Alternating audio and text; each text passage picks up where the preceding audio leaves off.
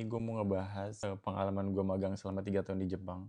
Gue berangkat lihat LPK apa, biayanya berapa, kerjanya apa, terus gue selama 3 tahun dapat apa. Yang pertama, gue dari LPK APP di Jakarta kebetulan. Dan gue itu angkatan pertama. Dan waktu itu di saat gue berangkat tuh gue habis di 20 juta di luar paspor. Dikarenakan gue mungkin angkatan pertama, jadi harganya masih segitu ya. Kalau sekarang gue nggak tahu harganya berapa. Dan pertama kali gue datang ke Jepang, gue tinggal di daerah Miekeng, tepatnya di Kuwanashi, dan itu lebih dekat ke Aichikeng, makanya gue lebih sering mainnya ke Nagoya. Dan pekerjaan gue pada saat itu adalah bubut atau sembang.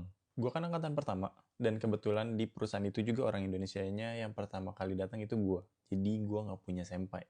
Cukup sulit adaptasi di awalnya, entah dari mulai segi bahasa atau budaya. Dikarenakan gue juga nggak punya senpai, gue kesulitan berkomunikasi dengan orang perusahaan di awalnya. Dan gue mengalami homesick 6 bulan di awal. Jadi gue minta sama ibu gue untuk pulang ke Indonesia. Dikarenakan kesulitan bahasa, gue mau nggak mau harus belajar. Karena gue nggak mau diomelin mulu setiap hari. Itu yang menyebabkan gue selalu ikut ujian JLPT setahun 2 kali. Dan gue selalu ikut ujian JLPT secara bertahap.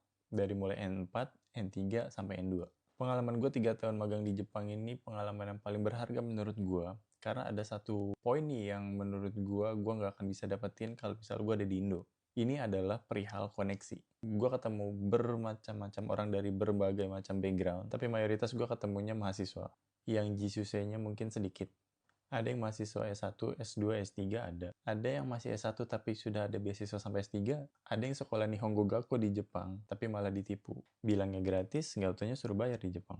Selama 3 tahun gue di Jepang, gue mengenal beberapa orang yang Masya Allah luar biasa. Entah dia lulus S3, terus dia buka LPK dan sukses LPK-nya, atau enggak dia pulang ke Indonesia, dia buka bisnis dan bisnisnya berjalan, atau enggak gue punya teman orang asing yang dimana kalau misalnya gue main ke negaranya, gue nggak akan takut untuk gak punya support system di negara itu. Dan selama 3 tahun gue punya networking dengan orang-orang ini, gue belajar bahwa penting buat lo punya rencana di hidup lo. Ini yang nyebabin gue mutusin untuk balik lagi ke Jepang dan merencanakan planning hidup gue sendiri akan seperti apa. Salah satu networking yang menurut gue berhasil adalah kembalinya gue ke Jepang ini tanpa mengeluarkan biaya ke LPK-nya. Jadi kan untuk balik lagi ke Jepang biasanya LPK itu mematok tarif yang nggak kecil, yang lumayan besar. Dan gue balik lagi ke Jepang ini tanpa mengeluarkan uang ke LPK-nya.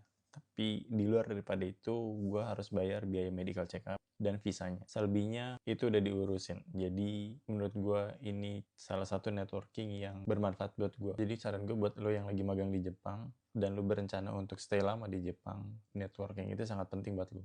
Karena lu nggak akan tahu di lain kesempatan lu akan terbantu oleh siapa dikarenakan networking lu, atau